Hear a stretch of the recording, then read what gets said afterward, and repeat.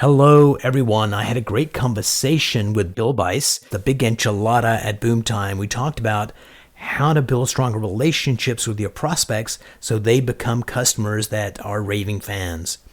Before we go into the episode, I want to tell you about NeuroBoosters. It's my web app that allows salespeople to decide how they want to show up in sales, so they get the help they need when they need it. Think of it as software for your mind. I'm going to put a link in the show notes.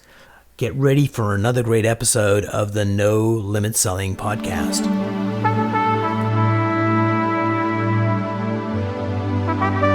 Are you ready to become awesomer? Hello, everyone. This is Umar, your host, and welcome to the No Limit Selling podcast, where industry leaders share their tips, strategies, and advice on how to make you better, stronger, faster. Get ready for another episode.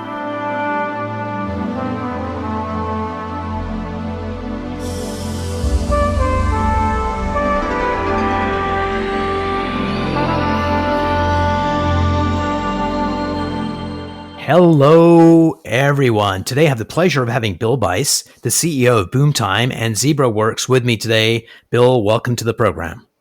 Umar, it's great to be with you. We live in interesting times. As you know, sales has always been a challenging thing to do, but now with the world being shut down, it's more important than ever.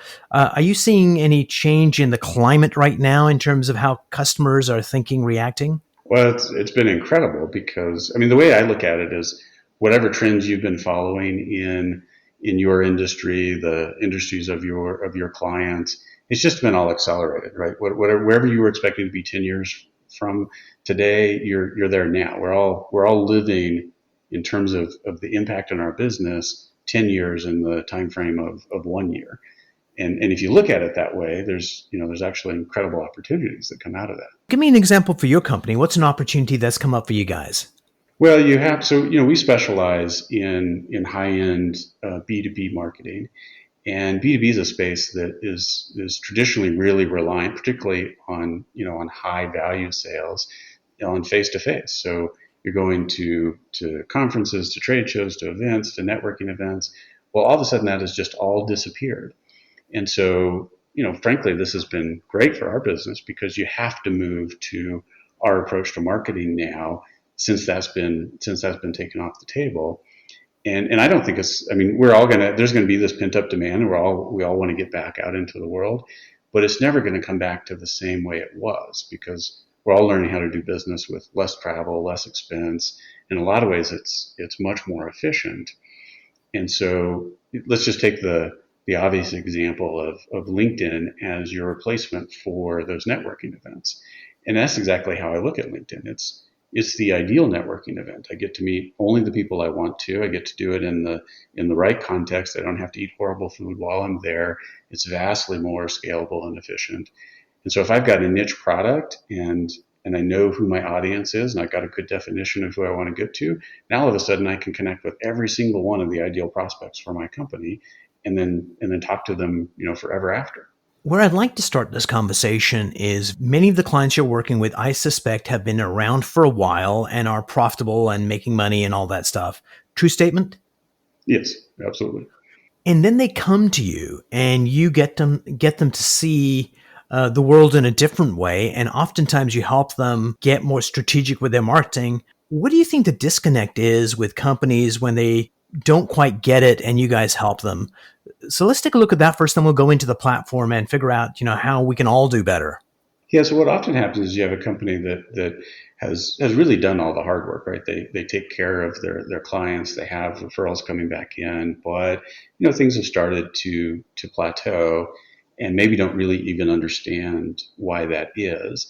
That's the kind of business that I love to work with, because they're already doing the most important part. They're taking care of their clients. They have referrals. They just want more of them. And the beautiful thing about us all being connected is that we can take this really core thing that has always worked. It's the best form of marketing, word of mouth. And now we can really amplify it because we're in this digitally connected world. And if you've had a traditional sales approach that's driven by, connections and salespeople out, just wandering about around the planet, making that jump to how you can take that same approach but do it online in a digital world, that's a really important transformation to go through.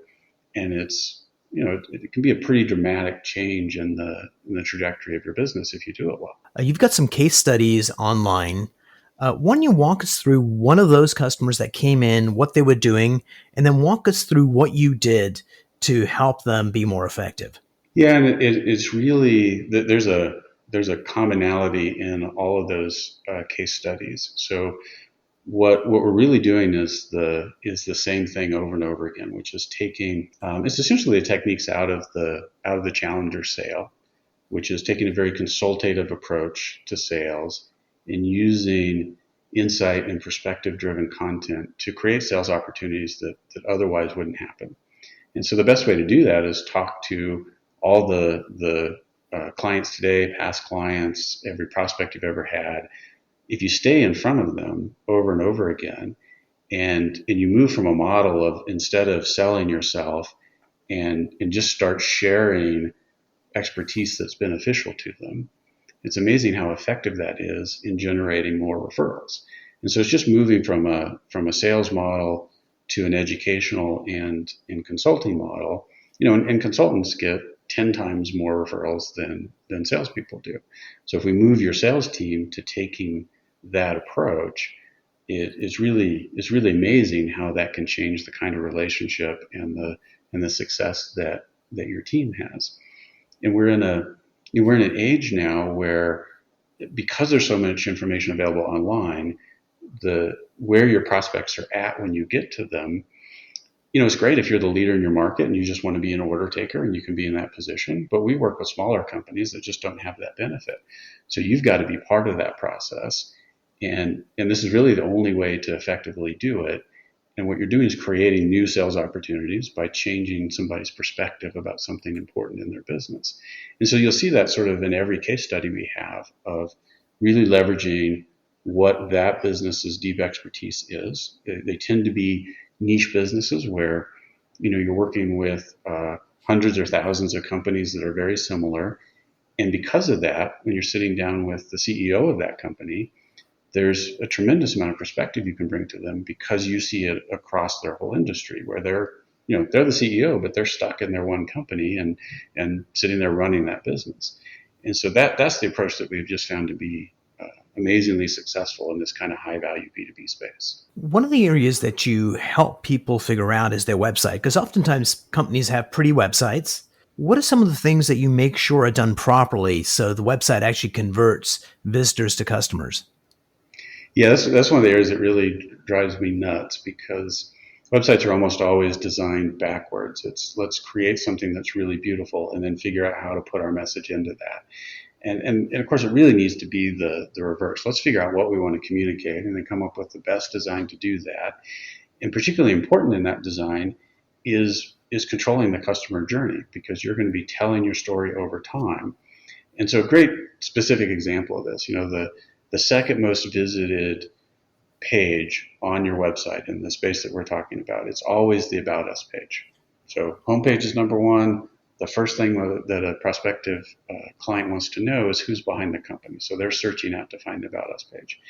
And so if you go pick some random company you're working with today, one, they're very likely going to make it difficult to figure that out, even though that's the number one thing somebody wants to know. And then two, when you do find the About Us page and you scroll to the bottom of it, so first of all, it's going to be filled with boring bios that don't really do a good job of tying the story together. And then you get to the bottom of the page and there's just nothing there. Like, you're leaving the prospect to go figure out, okay, what is it I want to know next? What we want to do is control that customer journey and tell that story. Let's take them to the next natural step in the process of really explaining why you're great at what you do. And so if you just do that, if you just really look at the customer journey across your website and then get really focused on the number one thing we want, which is to capture the email address of that prospective client, so we get the opportunity to now talk to them over and over again and keep bringing them back. Just doing that has a dramatic impact on what your conversion looks like. I'm just looking at my About page as we're talking. Somebody advised me to do this crazy thing, which was, don't do the typical kind of About Us, just tell your story, Umar. So it's actually a lengthy journey from where I was born to where I am now. And I went kind of deep in it. And I'm kind of surprised how many people talk to me afterwards and says, I read the about page. They actually read the whole thing because it was an interesting conversational read. Intuitively, I would have said that doesn't make any sense, but reality is quite different. Well, it is, and I love what you're doing there because it's the advantage that a small business has. So often we see small businesses that try to do the reverse. They want to look big, and so they don't add that personal element. They don't talk about the management team and the passion for what you do and why you do it. And yet it is the advantage you have. It's why somebody's going to choose you over that much larger competitor, because they actually know who's behind the company. They know who's responsible for delivering the product or service to them, and they buy into why you're doing it. I'm a huge fan of that. The the standard Simon Sinek why approach, because that's really how you set yourself apart as a small business. If you come across a company, something like World Domination Incorporated, it's some guy in his underwear in his mother's basement. And if it's a corporation called ABC Corp, they probably ruled the world. Exactly, and it just doesn't work to pretend that you're bigger. You want to be professional, but the advantage you have is putting a face on the business and being who you really are. The website's the first place to fix to get clean messaging, that's focused on the customer. If you got this problem, you've come to the right place kind of messaging. So you've got a good website built. One of the other areas to focus on is LinkedIn. And oftentimes everybody and their uncle has LinkedIn, but they don't use it effectively. It's a powerful tool. What do we need to know to get more value out of LinkedIn? Yeah, whatever you're doing on LinkedIn today, you ought to put 10 times more effort into it. And the key to it is to take that networking event analogy all the way through. So there's so many people on LinkedIn that it would be like you met them at a cocktail party and they immediately pulled out their PowerPoint and went into a pitch. And it doesn't work in the cocktail party, and it doesn't work in LinkedIn. And there was a time when it worked, and so I understand why that strategy is out there, but it's dead and gone. You really need to come in with the same goal that you have at any networking event, which is to build your network, bring value to that network. And if you do that and you're reaching out to the right people for the right reason, then you have the ability to build exactly the right network. And what we have found amazingly effective is to do that. And then every time somebody accepts a connection request for you. So our first goal is let's get a really high acceptance rate. So if you're just randomly sending out connection requests, you're going to get about a 15 to 20% acceptance rate. But if you optimize your profile, and if you make sure you have a lot of connections in common with the ideal targets of who you want to get to, which means sometimes you need to build up and around your ideal customer before you actually reach out to connect with them. Because the biggest factors in whether somebody is going to connect with you, the number one is how many connections do you already have in common. If you have a lot of connections in common, a lot of people just accept the connection request based on that. Then the second thing is what's your headline, which shouldn't be just the boring what your position is at company X. It needs to show through what you're passionate about, what you're great at, so that people know why they would want to be connected with you. And so if you do a good job of optimizing your profile and having personal messages when you're reaching out to somebody, then you can get a 45, 50% acceptance rate on a regular basis. And then if you follow that up with a message, and so we'll often do it 24 hours after somebody accepts the message, because a lot of people use LinkedIn at the same time every day. And then following that up with a really great piece of content that has performed well, that is, we call it a reframing article. It's another concept out of the Challenger sale, where you take something specific that about in your client's business. There's nothing salesy about it. It's just providing perspective and a different way to think about an important issue in their business. That's a great way to introduce who you are to them, and it's really effective to strike up conversations and build relationships, which then turn into sales opportunities. So it's just the best way to prospect and build your network. How much time would you recommend, let's say a small business, 10, 12 people, the person dedicated to LinkedIn, how much time do you think they should be spending a day on LinkedIn? Well, each profile that you're running a campaign for, and you really need to optimize so if you're going after 2 or 3 different markets, really tough to do that with one profile. You either do one market at a time, or you take, the three most senior people in the company and optimize the profile for each market you want to go after. And if you're doing this yourself internally, you're going to need an hour a day for each campaign every day. And, the goal is send out 40 to 50 connection requests a day. You have to be using Sales Navigator in order to do this effectively. And then the real key is that once you've built up that network, and it really starts to take off when you get, we see when we get to about 3,000 connections, you start to get some organic growth that just comes out of having that larger network. Right. But then the key is you've got to constantly create activity and be communicating with that network that you've built. And that's where the content piece just becomes crucial. So you need a regular series of posts that take the same thing as that reframing article. It's just insight, perspective driven content that helps your audience. There's nothing salesy about it. It's sharing your expertise and showing how good you are at what you do. When you're doing an article on LinkedIn, would you do the entire article on LinkedIn, or would you do like a teaser on LinkedIn with a link to a blog post on your website? Well, both. That's one of the things that's really strange about LinkedIn's algorithm, because you would think that they would put emphasis on pulse articles, which are, when you put a blog article on LinkedIn, but they don't. It's actually going to be the post that gets automatically generated out of you making a pulse article is going to be the worst performing post you can do. So I recommend doing both. Put the content on LinkedIn, because then it's good when somebody finds your profile and it shows up in the profile of the articles that you've written. But what's going to perform better is to then take that article, also put it on your website. Don't call it a blog, call it industry news or insights or something. Nobody reads blogs anymore. And then when you make that post, don't link directly to the article. It's just by changing how you do your posts, you can get 4 to 6 times more organic engagement. This part does make sense about LinkedIn's algorithm. When your post is the way that LinkedIn makes it easiest to do, which is to make an external link, that immediately devalues how much organic reach you're going to get.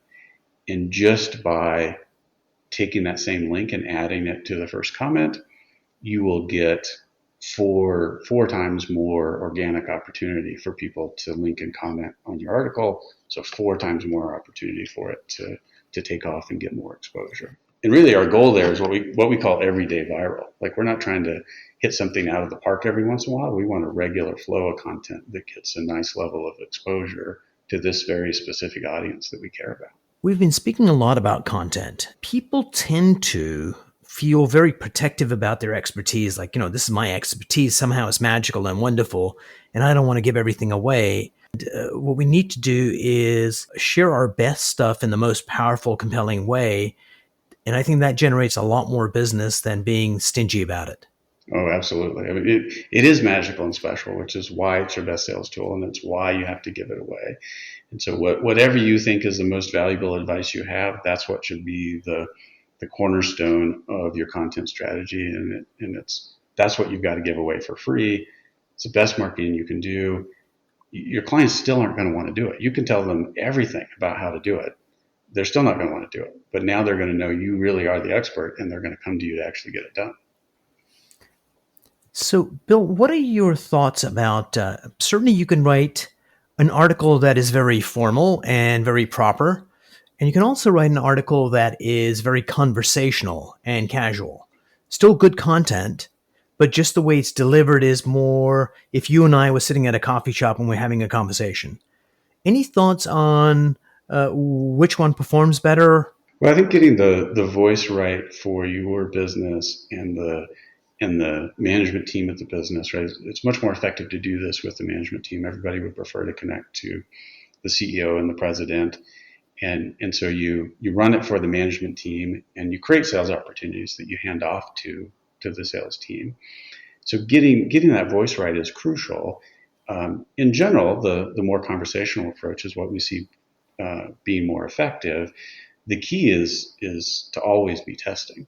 I mean, even with the hundreds of businesses that we do this for and all the data that we have to leverage, which gives us such a great starting point, I'm still surprised at the things that we learn because we're constantly testing. It's really the only way to figure it out. And so if you're a law firm, it may be that you need to be a little bit less conversational and let more of the professionalism show through. But for most businesses, the more conversational approach is more open and is going to get more engagement.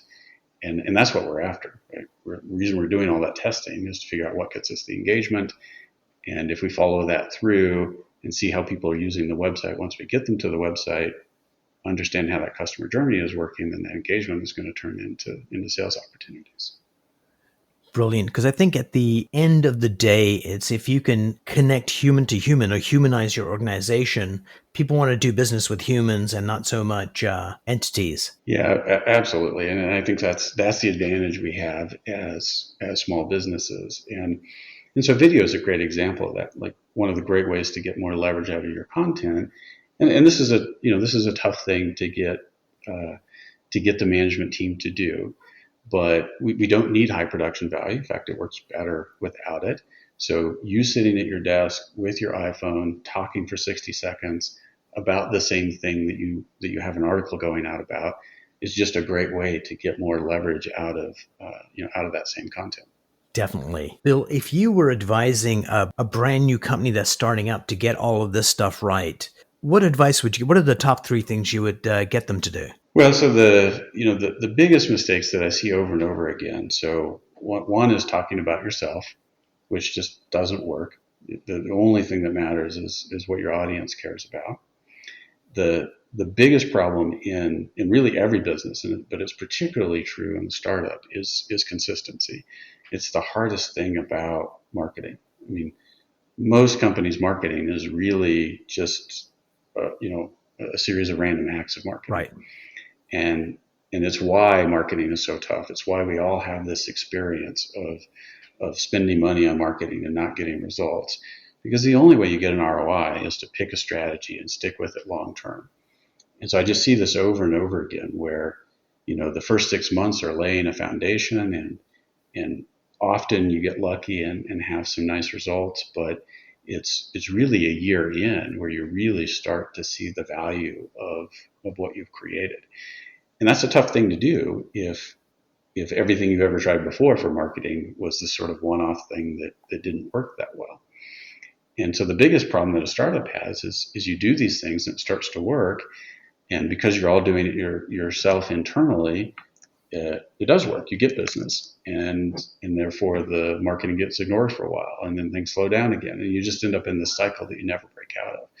So the key thing you have to do is choose to put the long-term emphasis and priority on marketing, so that you really get the success that you deserve out of what you're building. Brilliant. Bill, thank you so much for being on the podcast. I really appreciate it. I learned a lot. I'm going to put all your contact information in the show notes. Thank you so much for being on the program. I appreciate it. Thanks, Umar. It's been fun.